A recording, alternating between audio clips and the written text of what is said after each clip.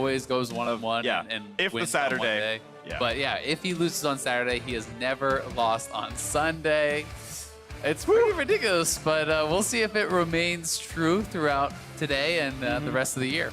This is an exciting one, though. It is teams that are tied in playoff position right now at 3 and 4. A win puts you up above that cusp as we near the end of the first round robin. 9 games for the first half of the split, 9 games for the back half here, as we have no Thresh allowed for Hakuho. It's Hakuno in this one, no Urgot for Someday. Yeah, and Aframo even talked about in that slot, he was talking about, hey, maybe we're going to actually ban out Thresh, that Haku is so effective on the champion, and because Echo Fox has had the most success of playing through their bottom lane, of them getting advantages and really being very, very strong for the team, I think it makes a lot of sense to target them, taking away the Ezreal, taking away the Thresh, so some safety is gone now, I think, for this bottom. And Cassiopeia removed as well. Certainly still a strong champion. We've already seen Bang play a mage in the bot lane before. Wouldn't be surprised to see him no Cassio as well.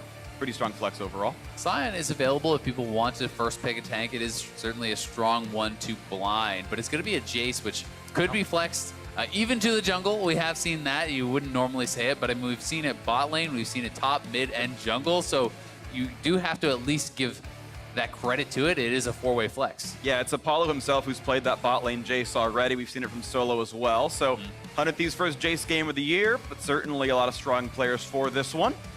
With Thresh off the table, Haku gets Alistar instead, as I really do like the variety of play you can get out of champions like Alistar. You can be the hard engaged champion. You can also peel things away if you want to play more for backline. Certainly very versatile. Fits as an early pick, so a quick Zoe comes through as the likely Phoenix mid laner. Yeah, and I'm expecting this Jace to be mid or top. That is certainly the most likely, and with how well Someday has been playing of late, I think it would make sense to give him a carry if he can take an advantageous matchup up in the top lane, but we'll see if Echo Fox is going to lock in their other solo laner in this first round or try to save that for last pick, as they are red side, and counterpicking really is the major advantage there.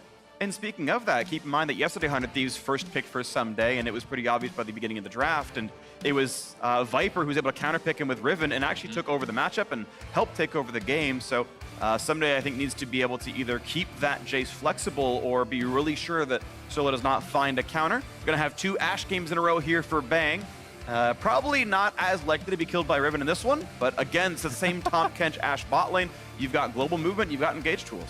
Yeah, and I think that having another form of engage from the bottom lane is very, very important these days. We're seeing a lot of teams struggle to actually close out games without multiple forms of engage. If Jace is going to be one of your solo laners, you're not getting engaged there. Tahm Kench certainly isn't bringing that either, so bringing in the Ashe is going to give you that additional form of engage, and the Tahm Kench can really help to keep this guy safe against both the Alistar engages as well as Sleepy Bubble Trouble. We'll see those bubbles land, and if the Devour happens in time. Now we're up to the second phase of bans, as we've got fairly mirrored champions. We could put that Jace in the same lane as Zoe, and we really expect Phoenix to be playing it there in the mid side.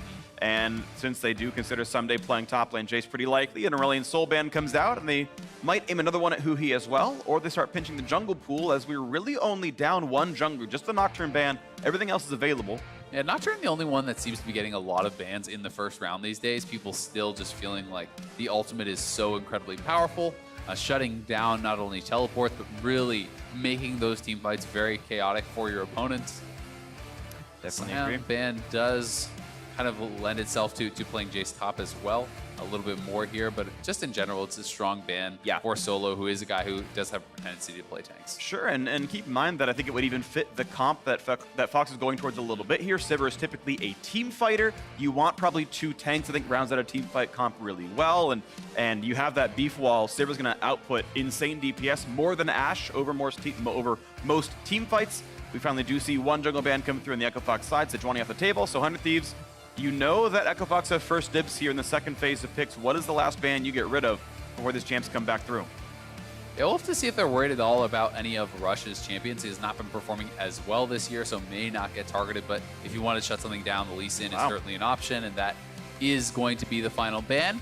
I do think Sejuani also makes a lot of sense as a ban because there's not any true frontline yet on the 100 Thieves side. Jungle is one of the areas that they could be bringing that in. You can go for something like Gragas if you want to engage, but people are building that full AP these days. if you wanted to go more of a pure tank option, you could be looking at something like a Zac, which we did see come out yesterday. Yep. But really, most of the other engage-style junglers are not tanks that are being played these days. People are building Jarvan, Warrior into maybe pseudo-tank. Sure, yeah. Gragas is full AP. So plenty of damage here. I do love Jarvan as an all-around jungle pick. Keep in mind he gives more attack speed this patch than before, so just putting the flag down is going to give more DPS over to Apollo down in that bottom lane. He is going to be playing that engaged jungler most likely. We have seen Jarvan top some, but he feels like he's a full-time jungler now. Olaf going to be the sort of counter pick here for Anda, who doesn't have to worry about Cataclysm if he doesn't want to have to burn his flash away from the ultimate, but otherwise going to have quite a lot of early pressure here. And 100 Thieves look like they have pushing lanes almost everywhere. I think Ashe vs Sivir is a bit more contentious, but otherwise looking like a lot of early pressure, and they can take over quite a bit of the early game. Lissandra will still come through as well, so lots of engaged tools, lots of forward momentum. Overall, actual team fight may be a little squishy. I think Tom Kench and Olaf can be killed, but certainly this is a fearsome, aggressive composition. Yeah, it really is, and Lissandra makes a lot of sense. Looking at it through the window of kind of having two forms of engage, you really do want to have that. The Olaf is not much of an initiator in the later stages. Yes, you can chase someone down if they're isolated out, but you don't want to be starting off a fight in a 5v5 with Olaf just running straight in. And I like Malphite is actually quite effective against Jace here. This is a smart pick, and there's a tremendous amount of physical damage on the other team. You can say, hey, look, there's a Lissandra. What about that magic damage? Lissandra is not a tank killer. No. So generally speaking, just having a high amount of health plus then stacking armor is going to be enough for the Lissandra to be dissuaded from targeting this Malphite. So if Solo wants to build for the matchup, expect him to go Q-Max, expect him to go Comet, and you can trade quite effectively with the Jace. If the Jace does not get a very big lead in the early stages, Malphite stops caring about your damage, and then post 6, it is incredibly scary to push whatsoever because Malphite plus J4 can absolutely blow up a Jace. You've got to flash dodge or you're dead otherwise. This is going to be a very exciting one. I'm happy to see Malphite come through. This has been, I think, my favorite patch so far of the year. We are seeing so many different picks come out for the first time. You are freed up. You have to pick those OPs quite as much here. So this is going to be exciting. I'm looking forward to this sort of conclusion of Champ Select. What happens on the Rift here? Malphite, certainly an exciting top laner. And this is going to be a whole lot of fun. It's funny to talk about it through that term because it is a pretty straightforward, pretty standard pick, but we're not seeing it. So it's exciting to see how it's actually going to perform in this game. And I do think that there is room for this sort of champion when people are going AD heavy comps. Malphite is such a beast. He is one of those solo queue champions that has maintained a fairly high win rate as a tank, and it is going to be Comet Malphite going up against someday going Klepto. Klepto Jace. And try to earn some early gold, maybe finish the Hex Ring to survive the matches, but we are getting ourselves onto the Rift, the battle between teams tied at 5th place. They are on the cusp of playoffs as we close down the first round robin of the group stage. Someday on a first pick, Jace solo counterpicks with the Malphite against a mostly physical damage team. This is going to be an exciting one onto the Rift. I think it really just makes a lot of sense here. He does have to be worried if he's stacking pure armor and no HP early game about any potential who he roams. So tracking that is going to be very important, but rushing things like early tabbies, going into a Sunfire is going to make you so hard to take down for Onda and Someday, and I think that's the direction I'm expecting. We have also seen quite a few Malphite players, if you're looking at solo queue. It's kind of similar to the Ornn builds that people were doing where they're actually getting a lot of individual CDR pieces and just trying to have that ultimate up as much as possible because that really is what your team fight revolves around. Malphite outside of his ultimate is pretty worthless in a team fight. That was kind of cute. Haku was like, I know where the tongue lash normally goes. I'll set off on the wall. Oh! Wow. All right, 100% of all damage dealt is Bang. Oh. Ouch, that is a ward that died. Okay, there we go. Oh, actually, so something delayed that as long as he could to keep... ward alive. Right, yeah, his ghost ward, the zombie ward. So that's actually pretty cool. And they're going to look for a potential steal on this red buff as Rush is going to be stuck taking a pretty lackluster camp here. But it's actually really intelligent, I think, here from Rush. I see way too many players. If you cannot win the 2v2, don't bother even contesting, right? So instead of hanging around and trying to maybe steal it or trying to win a fight that you can't, he has already finished his camp. He's going to be heading down to the bottom side, and he can potentially even go and take away some of his opponent's camps. So he's not getting delayed very much here at all. I think this is the intelligent response. Jace plus Olaf is way better at level 1 there. That's actually pretty rough, though. Rush actually misses the knock-up on Scuttle Crab, so does not break the shell, does not knock down that extra bit of armor, Yeah, doesn't even deal the damage to the time. AQ. So that's a little bit rough. It will still be Krug stolen away by Anda.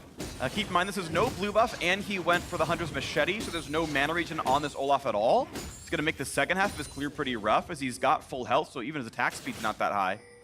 And Spada going down towards top Scuttle.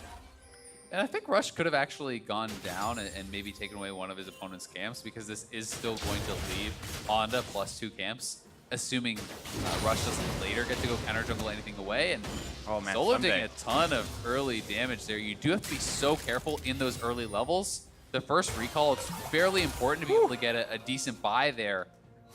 You sometimes just have to accept, okay, I can't actually contest any of the wave until you're at the turret, and then you try to have high health so you can farm this, because They're going now right they're going away. to try to dive. Okay, who pulls aggro? It's going to be the Jace taking the first shot. One turret shot in, kites right back out. They can't do it now. They're going to try anyway. Good flash gets away from the jump. This could be a death on Anda. He's not out of range. Oh, just barely jumps away, but that is Flash for 2 for 1 on flashes. And Solo's going to grab all of this farm. If this dive worked, it would have been bad, but he survives it. That was just an awful dive from 100 Thieves, though. There's no way you try that after Someday takes aggro early and has already taken the turret shots.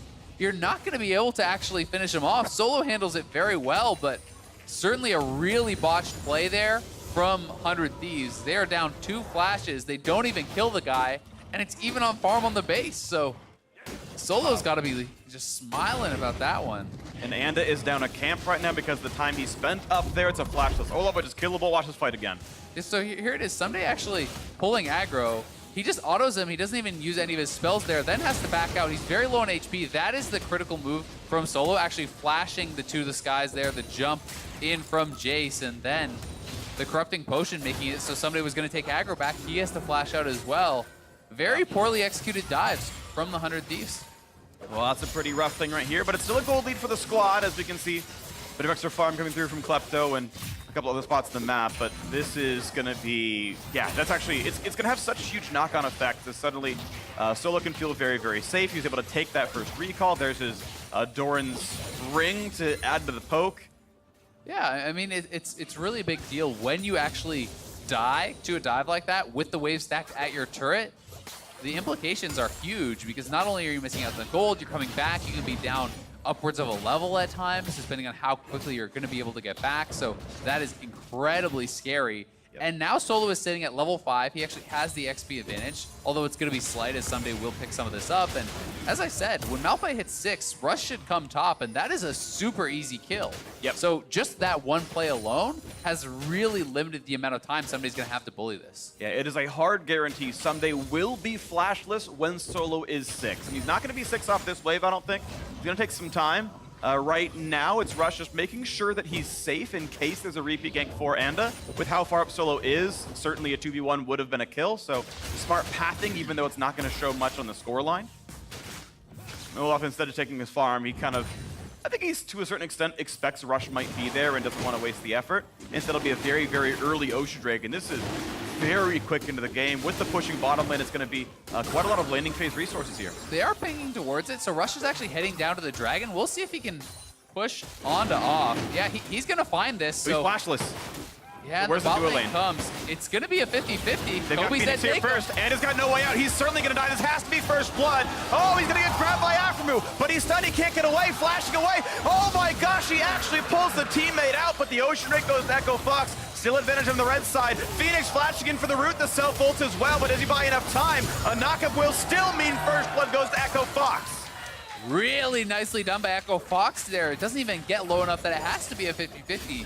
Aphromu does save him, but it's first blood and the Dragon going the way of Echo Fox there, and that is such a big swing for the team. Rush had an inkling that he could be over on this Dragon, and so far both plays failing for Onda. Really smart. Rush just ran straight here from spawn. It was getting pinged on. They expect he's over on it. Onda doesn't have enough time to actually get into smite range to even attempt, so intelligently Rush doesn't bother smiting until he's already out of the pit, guarantees the Dragon. Then Huhi coming in here had teleported, and he was essentially behind enemy lines, has to use the self-ult, but Onda cannot re-engage. Aphromu and Bang had already used their flashes, so that was a one-way trip, giving it over an easy first blood and using both his summoners. Oof, wow, this is Echo Fox looking pretty good on this one, and the Curse of Sunday may still continue as so far Rush and Co are looking pretty good on this one. The funny thing about it, though, is gold is pretty much still dead even because of farm advantages in the bot lane and Klepto in the top lane, plus a slight farm advantage there, so nothing to write home about. Bang's isolated. He's got to wait like 5 more seconds so he can get in a range. One more auto attack just comes in, and Bang too far forward. Hakuo didn't even have to flash. Walked up, got the headbutt pulverized. Really nicely done there from Hakuo. That is the early Moby boots. You have to be incredibly careful about where you're positioning in this lane. If Afromu is not with you, you cannot walk up against a Moby's Alistar who's just going to straight up combo you. That's just on Bang. He can volley from max range and knock out that Moby speed, but too far up. Ability on cooldown, that's greedy and gets punished for the play as Afro is buying new items. Well, this is now looking even better for Echo Fox. They have that solid 1,000 gold lead. They have that Ocean Drake as well. They're denying this farm. Bang's TP was on cooldown, so taking the long walk back, and most of that wave is going to be dead when he gets there. Yeah, and you could see Someday didn't have the confidence to try to attack the tower there. It's just Solo moving forward. Now that he does have the ultimate online, it's very risky to walk up to this turret, but here it is one more time.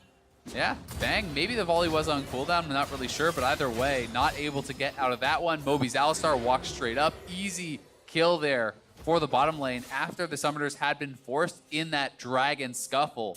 Yep. So even more advantages going the way of Echo Fox offer that initial play. Statistically, Apollo was the #1 bot laner in CSD, and Bang was #9. And this is going to be more of a difference in kills so far. It was either way still lead to the Echo Fox bottom lane, and one we highlighted in the beginning of the show that this was probably the single largest strength of Echo Fox, and they are once again ahead down in this one. Participated in all the kills so far in this game. Another fight in the top side. It's actually an early Bomby Cinder for Solo, not the CDR, not the armor. It's actually a very inefficient tank item by itself, this Cinder, so getting worn down a little bit, but equal in farm. Again, another trade on the top side. Cinder getting some pretty good shots in as we do not yet have Olaf coming in. There's the Predator, there's the push for this one. Solo does have Flash, and he's going to use the ult to get away instead. It's a shorter cooldown, running away from this possible gank, but still Anda looking a little frisky on this. Is not going to land the Q. Good dodge to the side. Ult pop for move speed. He's going to get a lot of damage, but it will never kill Solo, so out he goes. Zoe's coming up, Jarvan as well. This is now an ultless, flash-only Anda. Phoenix goes for the bubble, not going to land that one down the range. Only clears the wave. Yeah, really well handled there by Solo.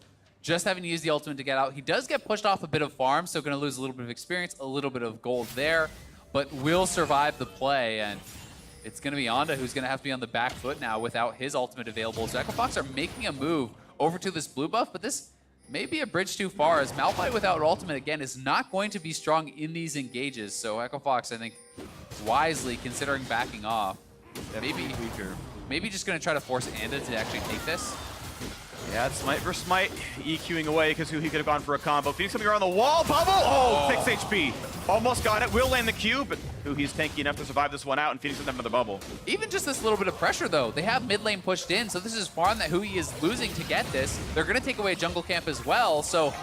Oh, he hit the bubble. No ult, flashing over to combo it in, Anda. How good of a way out does he have? Rush never propped R, had to wait for the flash. It wouldn't have dealt damage. And then after that flash, he was out of range. Solo flashes in for the Q, not taking up Someday. But where can Jarvan go? A nice knockback buys some time. Phoenix tries again, nice flash wave, but now they're getting the dunk. Arrow's not gonna land either, but it's still 3v1. There's the bubble. Certainly a kill. The aggro comes in. Phoenix and Rush gonna walk away. 2 kills on the top side. 4-0 to Echo Fox. Everything going Echo Fox's ways. These small jungle errors from Anda are getting punished so heavily. The Dragon getting punished heavily on the bot side. The failed dive on the top side getting punished twice now. As Anda did not have his ultimate available, they invade on him. They force out these small fights where they are at the advantage, and this is after he's already been pushed out of the jungle.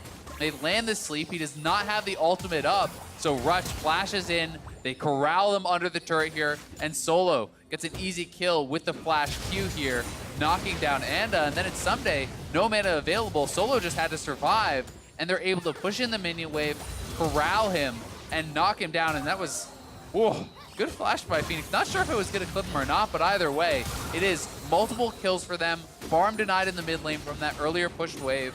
Yeah. And everything going Echo Fox's way. No harm, no foul for Phoenix. It was a spell thief flash anyway, so whatever. No problems here. And only going to lose one of the little pieces. Nice! Ult gets away from the Alistar combo. just in time, but it's still going to be second Ocean Drake. No problems, Echo Fox. No one's there to contest the objective. It's an easy smite for Rush. 2 objectives on their side, and still, it's 100 Thieves on down the barrel of a perfect game so far. Nothing of import has been picked up on that blue team.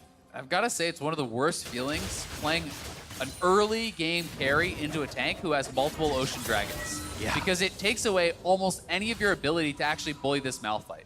The Malphite really just has to wait back at the turret, regen up his health and mana from double Ocean, and then he can kind of poke you away, back up, continue this process where someday is not going to have the ability to do this, and back up to the top side, trying to get Jace ahead. Plenty of damage is available. Solo does have the ulti. Which way is he going to go for it? He's going to go back in for the damage output. Pretty big chunk in, but the health bar is still running low. He's got to be careful, and he's going to have another axe pretty soon. No, it doesn't have the damage. Out they go, and now Rush's coming around. Does have the ulti, but not going to commit for anything too major. Yeah, well played there by Solo. Buys enough time, kiting down, then ulting back. Gets enough time there for Rush to get up, and this is Huhi going in now. Almost in range, gets only damage out of the Q. Couldn't quite land the R, I assume, just out of cooldown. Didn't want to bring the flash for it. Maybe you could have, but not the trigger pulled. Yeah, and it's going to be first turret going the way of Echo Fox on the bottom side. 100 Thieves call the lane swap. They have so many members up here, but they're getting poked on this Rift Arrow. I don't even know if they can finish it. And now Teleport's getting burned as well. They're going to go for the pretty big play onto this one. Waiting for Huhi to get over the wall. More of the team getting out of range. And it does not have Smite nor Flash. This should be pretty effortless for Rush. And instead of just going for the kill right away, there was no way out for the Olaf. He didn't have escape tools. And now a dunk on a Huhi. Flashed over the wall. Blast cones away as well. But still, it's now 5-0. Echo Fox keep getting more. And now asleep on Ashe. Flashing to buy more distance. Huhi tanks a bit of it. And now it's going to be a stun under the turret. And Rush gives up the first death. The game with over-aggression. Yeah, Rush going in. The Ashe ult was still up. He just gets made to look pretty silly there. The Rift did reset, so they didn't take it. But in the meantime, Apollo takes first turret by himself, pushes the wave all the way into that tier 2 also. And Echo Fox are just doing such an amazing job at punishing Onda every time they get anything out of him. They're able to capitalize on it. They force the ultimate at the Raptor pit this time. They're able to then engage, knowing he doesn't have that for quite some time, and they're getting so much done with this. Here's the play one more time as Hako has roamed up. They go straight in onto Onda. He gets hit with that sleep.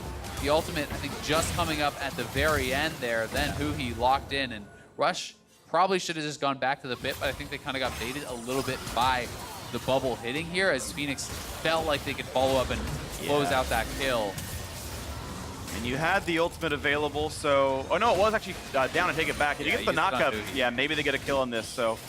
yeah, under the turret, a little too aggressive. Trademark Rush, I suppose, but it is certainly Echo Fox winning by 4,000 gold. It's also interesting to point out, it's kind of weird. This is 2 days in a row now where Rush has just skipped his jungle item. So yesterday on the Lee Sin, he actually went straight into a Hex Drinker and then a full GA, never bought his Warrior, completed a Maw, skipped that, which is fairly inefficient. And again here today, he is not completing a Warrior, he's not building a Cinderhulk, he builds a Jorum's Fist, and now goes back for a Chain Vest, which may be something along the lines of a Knight's Vow and trying to, build fairly utility style, but... Could be a Guardian Angel with that stopwatch in there and then into like Titanic or something, or a Frozen Mallet off the Jorum's Fist. So. I just think that you're giving up too much early game power. Those jungle items are so incredibly efficient, they're fairly low cost. Yeah. Building the Warrior alone, that plus Electrocute gives you enough early game threat to actually be a force, and if you're going for pure tank, then Cinderhulk is also an incredibly efficient item.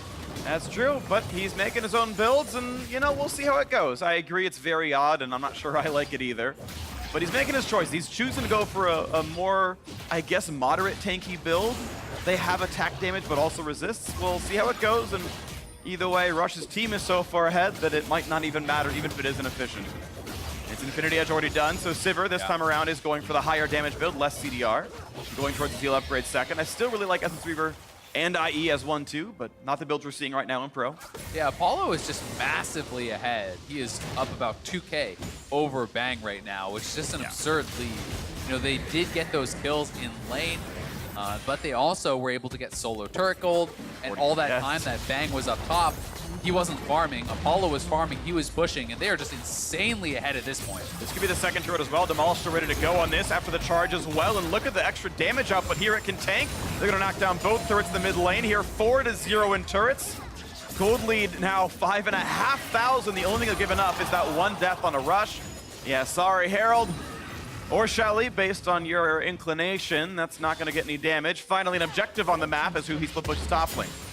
Should be another dragon going the way of Echo Fox here, though. Triple Ocean looking like the play, which is going to make Jace poke pretty laughable at that point. Gosh, yeah. Just such an absurd amount of regen, even the volleys and whatnot from Bang. There's just not really any opportunity to poke them down. You can stay out on the map much longer. You can play around things like Baron and baiting much longer, not having to actually recall and go back to base. So we'll see if they can find any real uses for this and if they actually change up their play at all based on the fact that they do have all this regen.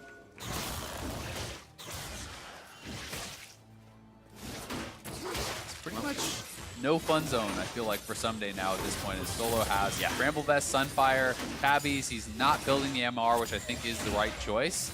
You should never really be losing any 5v5 or who he is ulting you anyway, so just stack the armor, be able to really neutralize all that consistent damage coming out of Bang on Someday. Yeah. And Alpha, it's going to be worth way more. Oh, yeah, absolutely. I mean, best case scenario, Bang is able to immune the ult because Afro devours him, but you're still melee range of a Malphite who presses E and your DPS drops to 4. Yeah. So it's going to be a tough game all the way around, and it's maybe 2 in a row where Bang is just going to have no fun because of the enemy top laner. And as long as Solo's able to group, I think it's going to depend now on map movements. Can Someday or Huhi force him around? I think Huhi's going to be dedicated split pusher now. You're a magic damage dealer with teleport, and it's an armor stacking Malphite, so maybe there's some windows there. It's always good to have solos of different damage types. Yeah, there is just really strong engage on the side of Echo Fox, which makes that tough. If you try to 1-3-1, there's the answer of simply Apollo pops his ultimate, and Jarvan and Malphite and Alistar are all charging in with that Sivir move speed. That is very, very frightening engage for any combination of a 3-man squad here for 100 Thieves. So we'll see how they handle it, but with this sort of a lead for Echo Fox this early on, this is a game you should be able to close out very, very cleanly, and they may want to wait for Baron and play around that, as it is still early in the game. And that is the one almost piece that gives you pause. Most teams, yes, Baron baits look good, but Rush has had a miserable time landing Smite so far this split.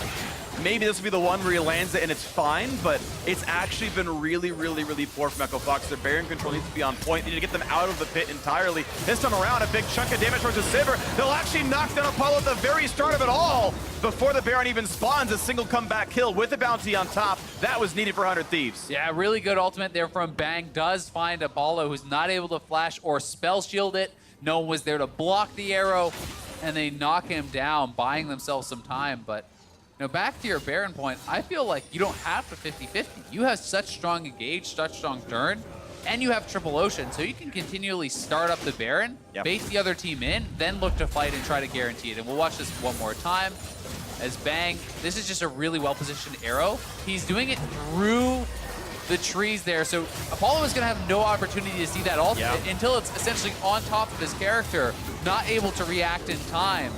That was just really well played from Bang. Super creative positioning for that ultimate. Really, really, really cool. Super great by Bang. And that was, I think, a necessary play.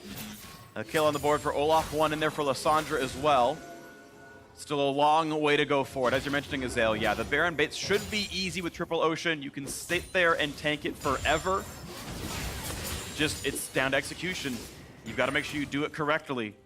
And sometimes these flubs happen. Sometimes 100 Thieves can play around it right. They've got Hawkshot to help make sure it's safe, and they can dance around well, but Baron is on the map. And that is going to be the difference maker for 100 Thieves. It's going to be engaged. It's got to be picks, right? You know, you try to get someone to answer this side lane split push, then you catch them with an Ash arrow, you pick them off. Every time they're able to make a play like that happen, they are buying more time for themselves, more time to catch up, and you know, kind of get back into this game as far as gold is concerned. And more times being bought. Someday split pushing down to the very bottom side of the map with that Jace. He's in front of the turret. Malphite's got to walk all the way over. Now, of course, Alistar coming as well, and they might be able to get this 3v1 kill. The dueling of 100 Thieves slowly coming down as well, and Solo trying to buy as much space as he can. Here comes Alistar. Here comes Abyssal Voyage. Nice stopwatch. Gets away from the combo, and this time around, Somebody's going to feel safe. Half HP on Solo. Hakuo a bit low as well. Pops the ult. Apollo holding for the move speed. The arrow's still going to land, and now there's no way out. Hakuo cannot burn through it. Suddenly, it's a 4 versus 2, and they get another kill. 100 Thieves slowly eking back into this game. Echo Fox might answer, but it's 4v5. Can they find it? There's a drowsy Afro move. The Tom Kent sleeping with the fishes, and now a knock up here, and they will get that dunk, a trade kill, the 4v5. Stopwatch now burns the rush as well. The re-engage from Malphite looking to burn him down. Olaf still alive, and more seconds bought, but a very low health Olaf cannot keep fighting. Solo at 5 HP, the flash forward. Someday finding the shutdown, looking for rush, but he's got to be careful. Another trade kill on top of this one, 3-on-3 on the map. And the health bar is going lower. The resurrection now, bang, has to flash away from the bubble. And look at this, it's actually Echo Fox getting more out of it. 3 kills, losing only 1, and the Guardian Angel. Hako's already respawned, make it 2 deaths. Absolutely crazy fight between the two teams. All started with that pickoff that Echo Fox was trying to set up. Here's the initial play. It looks like it's going to be an easy 2v1, but Aphromoo very quick on the roam, utilizing the Tom Kent ultimate to bring in Bang. Hui also TPing, so all of a sudden a 2v1 becomes a 2v4. Apollo does show up to try to bail them out, but it's too late for Hako. He gets locked up and taken down. And the fight continues as everyone is coming down to the bottom side here. Aphromoo getting picked off. He gets knocked down. And then as the teams are engaging more heavily in, you can see Solo really looking for an ultimate here. Isn't able to find much as Hui is actually in the stopwatch. So it's a one-man ultimate on the Olaf, which opens up then for Bang to start free firing. That has given him the time, knowing those cooldowns are down, knowing the Alistar is out. Malphite has no ultimate. He can step forward, but then Phoenix making some great plays over the wall, shipping out that backline, forcing them back, and even getting Bang's flash, as that was really close to taking him down. A lot of credit deserved by Phoenix for that fight. I think he really was the one carrying it for Echo Fox. Beautiful stuff out of him. 3-0-3, giant bounty on himself as well. Overall, that fight was 3 kills for Fox, 2 kills and a Guardian Angel pop for 100 Thieves, but more flashes lost by the blue team as well. Depending on how you feel about getting kills on the map, it arguably went better for Echo Fox, though. Difference still 4.8 thousand in this topside river being controlled a little bit. There's a blue team Scuttle Crab taken, so for now it's going to be slow for Echo Fox, but once that despawns, that vision goes away, you can look at that Baron bait again. Yeah, there's also the opportunity for them to try to do some sneaky stuff where you actually go around it, but they're just going to start it up because they want the other team to come and then they can turn for a fight. We'll see if they just decide to rush it down. 100 Thieves are making their way over. You know that Zoe is going to be looking to try to poke people out as they walk in. Malphite has ult as well. There's only a single flash on Afro. The dodge from Stuff. Phoenix taking the front lines, and here comes the engage. They find the knockup to Tom Kent. They can try to burst on this one. Over the wall he goes with the Olaf. That's now all the flash is gone. This is assuredly going to be a kill on Tom Kent. Stopwatch buys 2.5 seconds, but he will still die. Slowly but surely, they wait for the shield. A couple more auto attacks. There's the kill picked up. That's Baron bait number 1. Yeah, that is really well done. And notice they did not commit the Malphite ultimate. So they still have that for the second turn where Onda will not have the Ragnarok and he will not have a Tom Kent to save him. So if he tries to walk in here, this is an easy turn and kill onto the Olaf. This should be a guaranteed Baron for Echo Fox if they execute right. 100 Thieves are making their way over. Ash arrow is up. They're going to cast it here. Apollo spell-shields it, walks away. Hui not going to pull the claw. This is going to be, once again, the peel back, looking for a drowsy. Ash, headbutt, pulverize, burst damage, bang, he's gone. Another kill onto Olaf is assuredly going to happen. Now it's 3 in a row from the Baron bait, and once again, back to the objective they go. Triple Ocean, who cares about the chip damage you're taking? Every time you have these exchanges, those Ocean Dragons kick in. They're healing them back up. Hui's trying his best to make something happen around here, but there's no way they can do it. A Malphite ultimate is still available. They never committed that, so if you ever overcommit to the fight, you will get taken down. That was masterfully done by Echo Fox. There was no reason for them to ever 50-50 with their comp, and lo and behold, they managed to get it without any chance of a smite from Onda. A little bit of CS is all that's picked up for 100 Thieves here, and oh, that's it though. Beautiful play right there. Proper baiting. And there was never a play to be had. 100 Thieves could not have ever made their way in and won that fight. But nicely done here to the Echo Fox lineup. And once again, Rush unable to go 0-2 on a week. If someday games were coin flips, it would be a 1 in 65,000. This has happened. It seems like he really does turn it on. Yeah, has been playing quite well, and Apollo now sitting on 3 items, 75% crit. He is going to be really ramping up in the damage at this point. Has a QSS to keep himself safe. Even if he cannot spell shield the Lissandra ultimate or the Ashe ultimate, you're going to really need to hit multiple, likely to be able to burst him down at this point. And they have the better front line. They have the better engage, as well as an incredible amount of poke that can come out of Phoenix, who has been having a monstrous game here. And at what point do we talk about Echo Foxes truly being a solid team? Actually being a playoff caliber squad. I think they were ranked very, very lowly by most people coming into the season. Said maybe Rush is washed up, maybe Phoenix doesn't deserve to be here, but this whole team is firing pretty well. The bot lane's been good, and Phoenix has honestly been a really good contributor as well.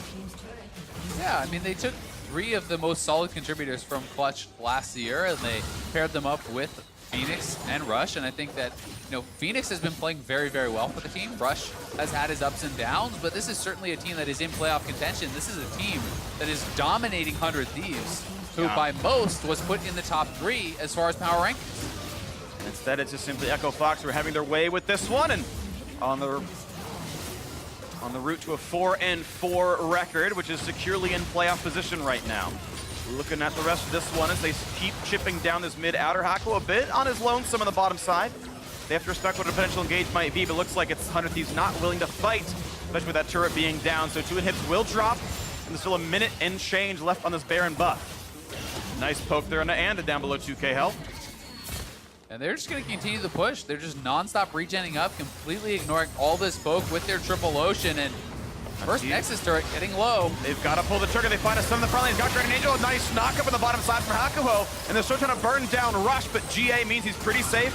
He's even got a stone plate to make sure he's durable. That tank frontliner build is, I guess, working for him. As his turret gets chipped down, one more shot from the cannon, and more of the base is falling. Now the question is, do you even reset or do you wait 12 seconds for Ocean Drake to kick in as Phoenix gets his health back up? Yeah, I mean, he basically has a mini Warmogs at this point, just regenerating about 40 health per tick there. Up and up and up, and they just can't push him back. The last Nexus turret's about to fall. One more shot would do it in. A quick redemption heal, and their health's gonna keep going. The turret's gonna fall. It's open Nexus. In the 29th minute, Rush goes in for the double knockup. Malphite follows alongside the Alistar, and it's a slaughter. Phoenix trying to run. He gets away from Someday. Guardian Angel popped, and look at this. There's only so much damage left in the lineup. A double kill for Solos. Malphite, the first of the year, and a 29-minute win. Echo Fox 4-4. Absolutely dominating performance here today from Echo Fox as they really just decimated 100 Thieves there. It felt like nothing the 100 Thieves were trying was working. There was so much time spent from Anda on the top side of the map trying to get Someday ahead, and it was not paying off whatsoever. They failed the first dive, really mismanaging the aggro there. And from there, Rush and Phoenix and the rest of the Echo Fox team were able to consistently punish Anda anytime he misspent a resource, anytime he used a cooldown. They were on him non-stop. Found him on the Dragon, push him off there, force out the ultimate of the Raptors, invade him at the blue buff, non-stop, and it was really, really strong play. Really good stuff. So Echo Fox at 4-4 are temporarily alone inside of 5th place, I do believe. Right behind those other 4-3 teams earlier on. But this is good stuff. They have Team Liquid to round out the first round robin. That's going to be a bit tough for them, but they are looking better and better over time. And this is a pretty solid look for this squad. And they can keep improving as well. Of course, Rick Fox is happy to see his team pull off a win against, again, as you mentioned, one of the early high power ranked squads. On the 100 Thieves side, though, they're down to 3-5, and this is certainly not the look you expected for a lineup with that much talent on it. No, not at all. And their first 3 losses, I think, were more easy to excuse because the strength of schedule was so hard for the 100 Thieves playing against TSM, C9, TL, all of these teams that everyone else expected to be really strong also. But then they won 3 straight. It's like, okay, everything's back to normal. Then yesterday, the loss against FlyQuest, getting demolished here against Echo Fox as well. And there's a lot of questions that people are going to have for this team. 100 Thieves consistently losing to playoff teams. We'll see if they can turn their season around. But Echo Fox looking good at 4-4. For now, let's send it down to Ovly, though, standing by with Solo. Thanks, Freak. Solo, congratulations on the win. Another 1-1 weekend for Echo Fox. Are Saturdays just hard for the team, or are Sundays just special? I think it's like a combination of us being more like experimental or willing to, like push ourselves on Saturday and try something that's difficult. And then on Sunday, it's like, okay, we really need to win. So let's just, play what we're most comfortable with and then get that W. Well, you broke out the Malphite today, and it looked like Anda and 100 Thieves did not want to give you any leads, so they put a lot of pressure and focus on you on top. So what was your reaction to that? Yeah, Malphite's just kind of at least like, kind of good into, J Soloff because good at absorbing pressure. I was sweating bullets a little bit on the first dive, I was like, okay, if I survive this, then it should be fine. And I was able to like kind of outplay them a little bit. So after that, I was like, this game's pretty free. Well, Solo, thank you and congratulations again on the win. And that's it for us here. Let's go see the State Farm Analyst Desk where we have Dash and Freak's new best friends. I knew this was gonna happen. Hey, settle down over there on the loser's end of the desk. Rush never loses on Sunday. 1-1, never 0-2. High knows it. Why don't you guys? I will go against Rush on Sundays from here on to the rest of my life until he loses. So with a one time I get it right, I can bring it up. Okay, fair enough. 1 in 65,000? It's a ridiculous Assuming odds. a coin flip? Exactly. Ridiculous odds that this would happen this way. Let's talk about it. It was an absolute massacre here. Echo Fox over 100 Thieves, in part because Echo Fox played well. There were also an abnormal amount of mistakes coming out of the 100 Thieves squad, particularly in the early game. Kills being handed over to Echo Fox in every which way. Right. Yeah. I think this is the thing, is when you look at this, you're like, man, what does Rush do on Sundays? Apparently he turns other people's brains off because this dive doesn't work out. You have someday, like after the flash of Solo is out and he's kind of basically free, you see Solo look away. Then he just randomly flashes at that point. So I saw the tower laser was about to like light it was up going to go on into him? Okay. Well, Well, what it looked like in that replay. The only way that dive works, by the way, if Olaf starts that with an axe and gets this Olaf, but that's like I would call that like a 10-90 play from like a pro player kind of view. 10% it works, 90% it doesn't. And in the case it does work, what do you get off of it? Here, he TPs a random place, and then instead of running out, realizing that the Drake's already lost, ease into the middle of 4 people. Right, there's just a lot of really weird misplays from 100 Thieves here. Hui being too far extended, making a play when he shouldn't. Bang, for some reason, just chilling up there with no flash, and they're just getting caught out, making these really weird plays. This one, then we started transitioning into some really good plays from Echo Fox, where Phoenix on the Zoe, moving a lot from the mid lane, making aggressive plays, backup rush in the jungle. They force them out of the jungle, then they get the kills under turret. So definitely a lot of credit, I think, to Echo Fox and Phoenix for, after giving this opening versus an early game team compositioning, like they actually just ran with it. Those first 3 kills gave him permission to play aggressively from there on out. Right, and to be fair, you know, their comp was a pretty interesting one. We were talking about it, about like, oh, it's a little weird, you know, again, Zoe with an all-engaged comp, but they did it in a situation where they're taking a Malphite into such physical damage focus enemy team that you're like, all right, well, this is actually a smart adaptation in the draft. And you can tell. I mean, we talked about it yesterday. Prolly has been outspoken on the 100 Thieves content, the video they put out. They want to play more early game focus. They draft Olaf, they draft the Jace lane. They're clearly wanting to play this style, you know, and they even have the roaming Lissandra for Huhi in the mid lane. Like, they want to play the early game aggression. They just messed it up. Yep. So, like, the game plan, I think, could have worked, and I think that's even a good plan to go for in this meta. It's just the execution. Sometimes that's what it comes down to. Let's take a look at another thing that Echo Fox executed well around, and that would be the Baron here. With full control over the map, they play it right. Right, and I think one of the most important things to notice about Zoe is she's very good at baiting objectives. I've talked about it before, where you want people to come into you as Zoe, and she can really punish you for coming in either through her bubbles or through her poke. And Fox does this super well, where they just keep playing around Baron. They're here for about 1.5 minutes or 2, just baiting this Baron multiple times, and that's a bit due to the fact they have Triple Ocean. But like Zoe here with Triple Ocean is just insane, and they do this amazingly well. Yeah, I mean, they have super good front line, too, with both the Jarvan and the Malphite stacking armor. So they can just hang out here. They have incredible peel-off, not just with the Zoe, but that's the Malphite as well. And then they're playing against your win condition. Can't 50-50 a Baron if the entire team's dead. I do have to commend Rush for his focus on objectives this game, because people have been flaming him super hard, you know, for all the smites and everything, but, you know, having the jungle sense, you know, Olaf can easily solo dragons. In this meta, the dragons are so strong. There's a blast cone on blue side, so it's very easy to get in there and try and sneak it. Rush has his eyeball on that. They get the early Ocean Drake. That really snowballs because all the lanes can then sustain through the early game. If they're playing against 100 Thieves that are so early game oriented and they get all these Ocean Drakes for later, then it makes it a lot easier. Right, and he even lost his red buff early game too. He had a really good path in the game, despite being put behind. He came back in and was like, hey, I'm here.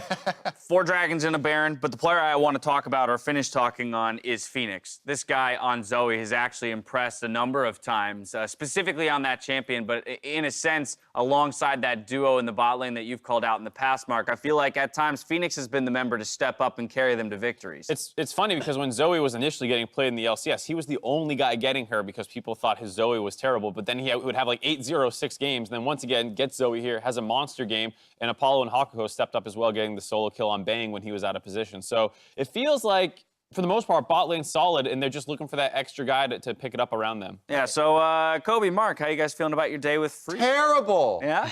Terrible. Feeling terrible about it? I can stand Freak at the office. Kobe's been really sad so far. He's been pacing around like... He's watching the game. He's like, no, what are you doing, 100 Thieves? He's pretty depressed. I'm going to drink a lot of NyQuil. We're gonna Make it a very Just short, make him drag a you very around. short 24 hours in my mind. We're gonna have Okay. like a movie night, Oh and my- go on a Yeah. marathon. There it is, movie marathon. Just catch up, just rewatch all of Game of Thrones. Get ready Game for of the Thrones. new, There we go. for You can the new rewatch season. this game. Think Unlike about that. previous weekly wagers, obviously the payoff isn't going to be right here, right now, but we will make sure that you guys get to see that 24 hours handcuffed to Freak. We're stepping away when we return. Counterlogic Gaming and Golden Guardians face off for Game 2.